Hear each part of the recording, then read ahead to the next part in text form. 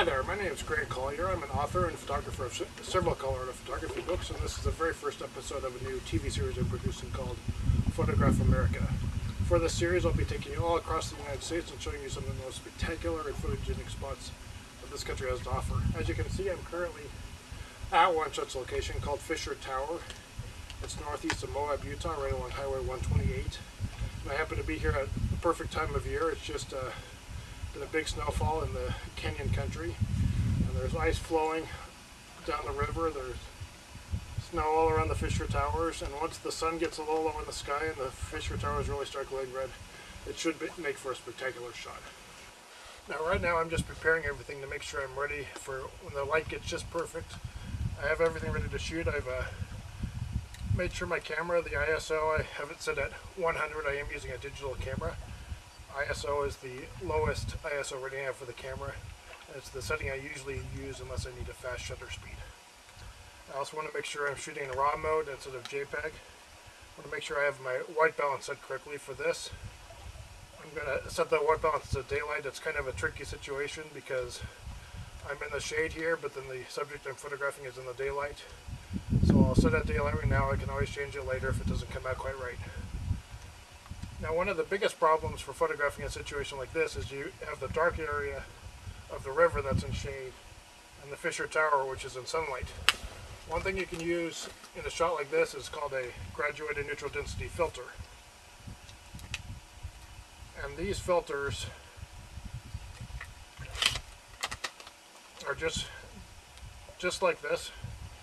Half of it is dark and half of it is light. So if you put it in front of the camera lens, it'll darken up the upper part of the sky and keep the lower part, which is already dark, the same as it normally would be. So this is one option you can use when you have uneven lighting like I do right now.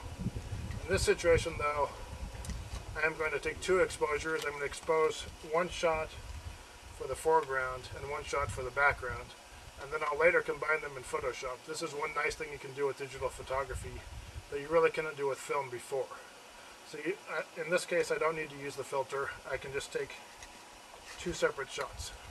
Okay, it's getting pretty close to sunset, which means that the light is about as good as it's going to get. So I'm going to start shooting away. In situations like this, I try to take as many shots as I can, especially when you have this type of scenery that you're not probably going to see again for a long time, with this ice in the river. And with digital, you're really not spending much money when you take shots. You do have to spend some money to store the images after you take them, but it's definitely a lot cheaper than film. So I'll probably take at least 50 shots of this one scene during the time that I have before the sun goes down.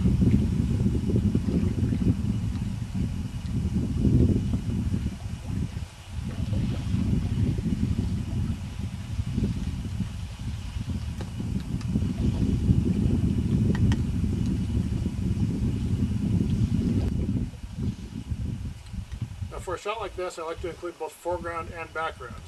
I like to include the ice in the foreground that will lead the viewer right up to the Fisher Towers, and that can make for a really three-dimensional feel for a two-dimensional shot.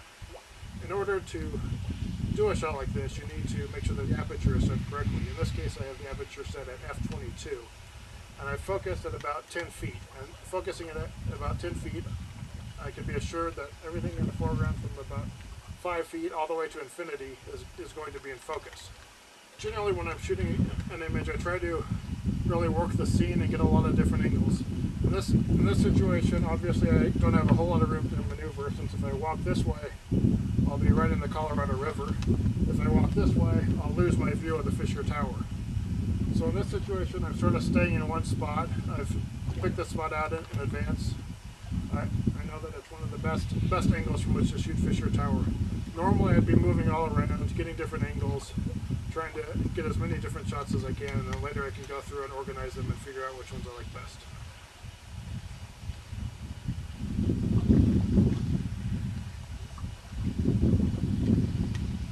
And this is just an absolutely spectacular scene today. I've photographed Fisher Tower probably 10 times in the past, and I've never had conditions anywhere close to this. This is one of the tricks of getting good photographs, is just to be persistent, to come back time and again until you get there when the conditions are just right.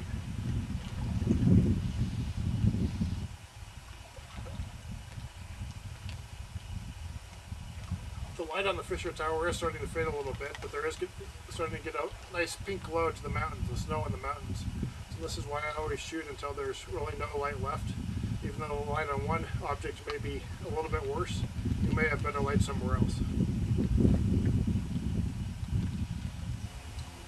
Well, I've pretty much lost the light, so I'm going to call it a day. Tomorrow I'm going to head off to Capitol Reef National Park.